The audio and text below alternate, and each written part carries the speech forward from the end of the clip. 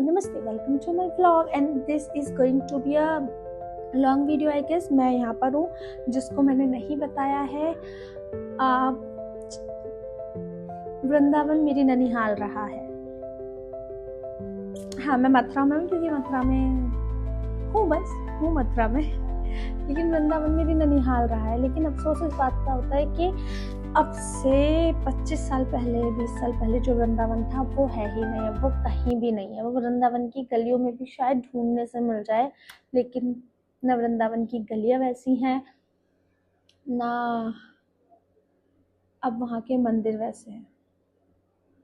हाँ, शायद भाव वैसे मिल जाए लोगों में, लेकिन काश मैं दिखा पाती वो वृंदावन जो मेरे दिल में, मेरी नज़रों में बसा हुआ है। वो जो अब से शायद 20 साल या 25 साल पहले था, और इवन शायद 15 साल पहले भी वैसा रहा हो।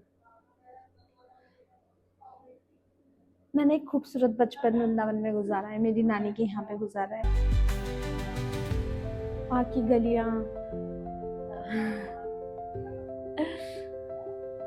वहाँ के मंदिर, वहाँ की खूबसूरती, वहाँ का सुकून एक अलग था। आज एक भीड़ भाड़ वाली जगह बन गया है। आज एक अलग वृंदावन है, जिससे हो सकता है बहुत लोग को बहुत प्रेम हो, लेकिन मेरा अटैचमेंट उस वृंदावन से उतना नहीं है जितना पुराने। मुझे याद है जब मैं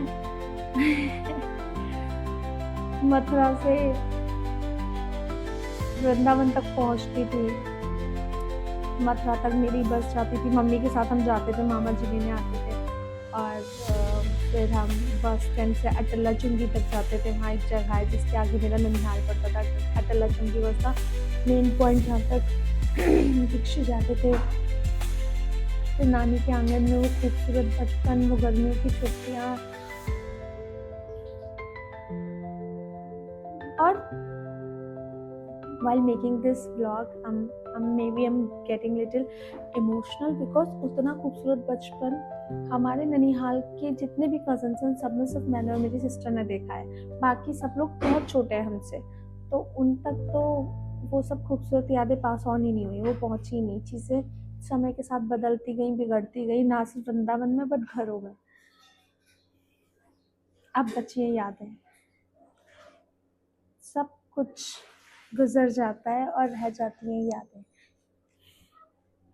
अजीब है ना, लगेगा कि मैं यहाँ एक चेयर पे बैठ के सिर्फ अपने बचपन के उस वृंदावन को क्यों याद कर रही हूँ या आपको क्यों बता रही हूँ, इसका क्या लेना देना है। देखो, लेना देना कुछ नहीं है, मुझे बस वो खूबसूरत यादें मेरे दिमाग में घूम रही थी, तो मैंने आपसे साझा करना ज़रूरी समझा। और बड़ी बात पता है क्या है, वो ये, अगर आप इस बात पे गौर करो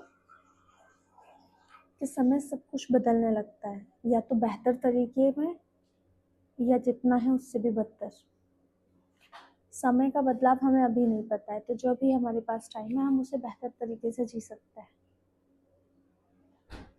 हम भी बेहतर तरीके से अपने कल के बारे में सोच सकते हैं, हम अपने बारे में बेहतर बातें कर सकते हैं। इफ मेरी बातों से कुछ रिलेट किया हो ना, तो मुझे कमेंट्स में प्लीज़ बताना। और किसने वृंदावन के इन दोनों रूपों को देखा है, मुझे प्लीज़ बताना।